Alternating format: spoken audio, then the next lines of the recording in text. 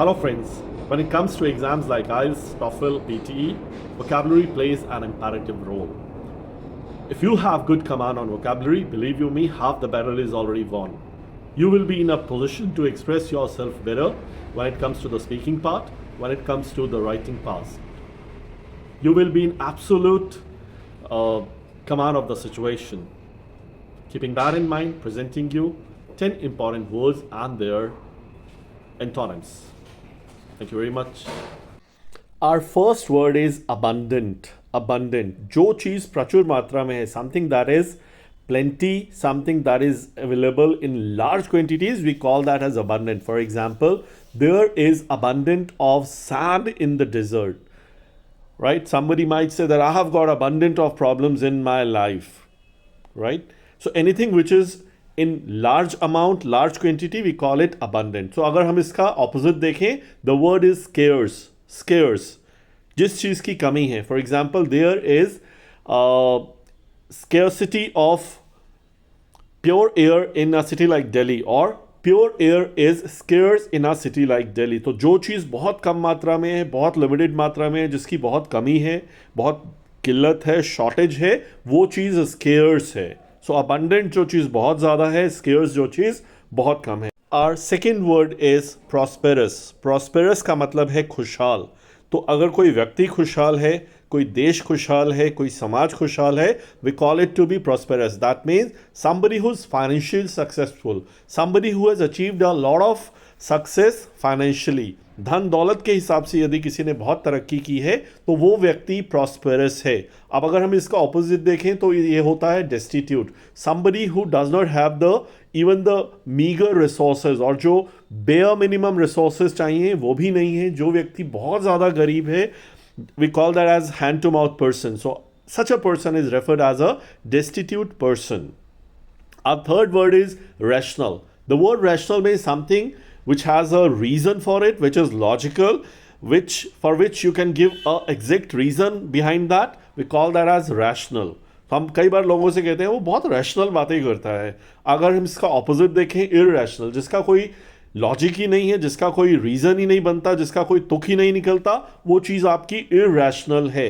Rational जिसके पीछे एक सॉलिड रीज़न है, इरैशनल जिसके पीछे आपके पास कोई रीज़न नहीं है. Our fourth word is explicit. Explicit. The word explicit means where you have stated something very clearly.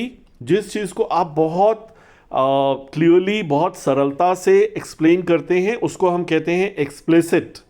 Right? For example, my professor taught me the concept explicitly. Right? उन्होंने इस चीज़ को बहुत स्पष्टता से, बहुत क्लियरली मुझे समझाया. और जो चीज़ आप बहुत वेग है, इनडायरेक्ट है, उसको आप कहते हैं इम्प्लिसिट. तो एक्सप्लिसिट जो बहुत क्लियरली, बहुत आसानी से, बहुत सरलता से, बहुत स्पष्टता से समझाई गई है, वो एक्सप्लिसिट है, और इसका ऑपोजिट है इम्प्लिसिट.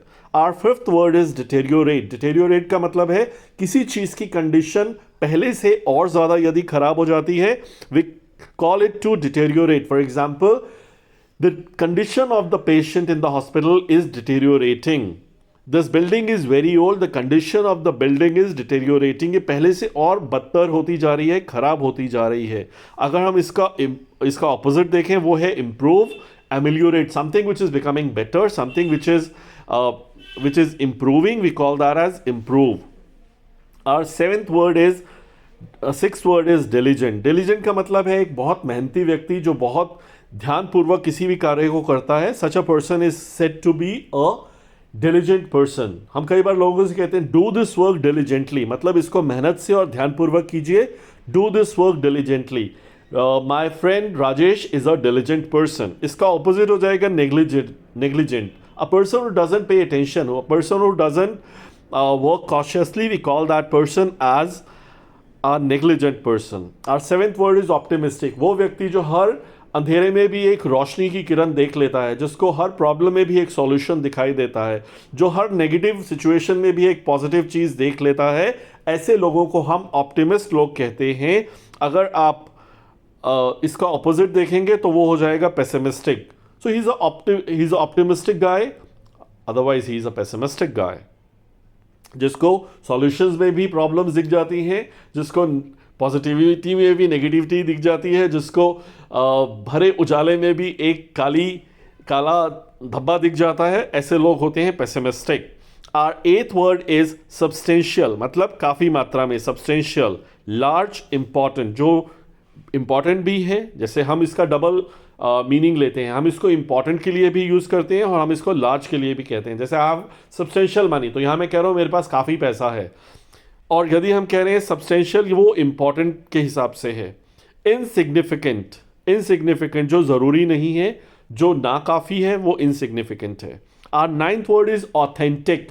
ऑथेंटिक का मतलब है जेन्युइन, ऑथेंटिक का मतलब है रियल, ऑथेंटिक का मतलब है जो बिल्कुल खालिस है, शुद्ध है, वो ऑथेंटिक है। तो for example, Pind Balluchi serves authentic Punjabi food.